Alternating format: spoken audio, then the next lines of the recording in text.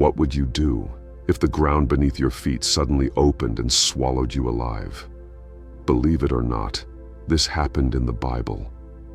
Today, we're diving into the shocking story of Korah, Dathan, and Abiram, a tale that reveals crucial lessons about leadership, pride, and the serious consequences of rebellion against God's established order. Stay tuned to discover what this ancient event means for us today. To truly understand this incredible event, we need to place ourselves in the historical moment. Imagine the wilderness, decades after the miraculous exodus from Egypt. The Israelites had been wandering, and despite God's constant provision, a mood of restlessness and complaints often simmered beneath the surface.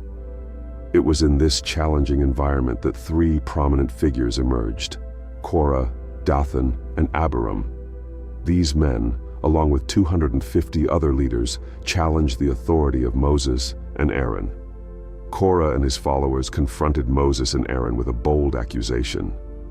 "You've taken too much on yourself, Moses." Their rebellion wasn't a simple disagreement. It was rooted in deep-seated motivations. They argued for equality, believing that all the people of Israel were holy, and therefore, Moses and Aaron had no right to elevate themselves above the community.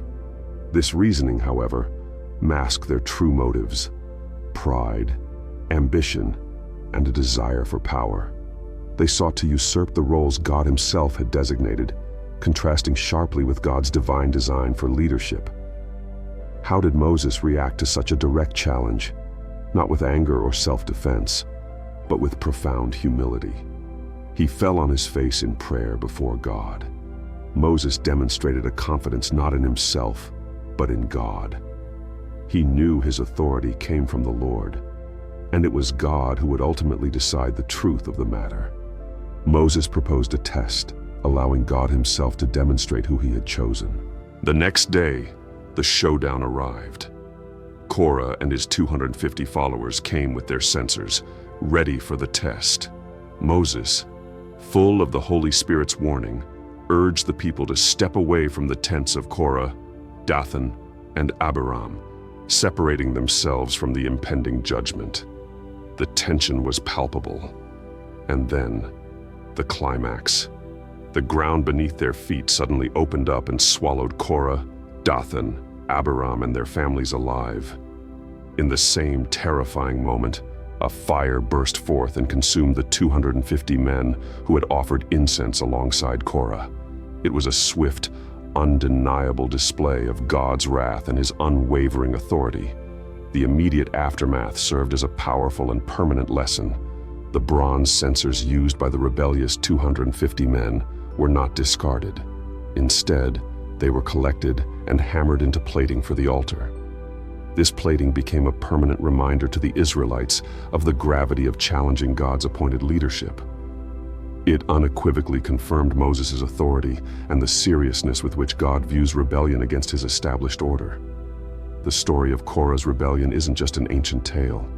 It carries profound lessons for us today. Firstly, it teaches us that God takes leadership and calling seriously. He establishes order, and he expects it to be honored. Secondly, pride blinds us and ultimately leads to destruction. Korah's desire for power and his belief in his own equality with Moses led him down a path of devastation. Thirdly, true leadership is characterized by humility and prayer. Moses' example stands in stark contrast to Korah's ambition.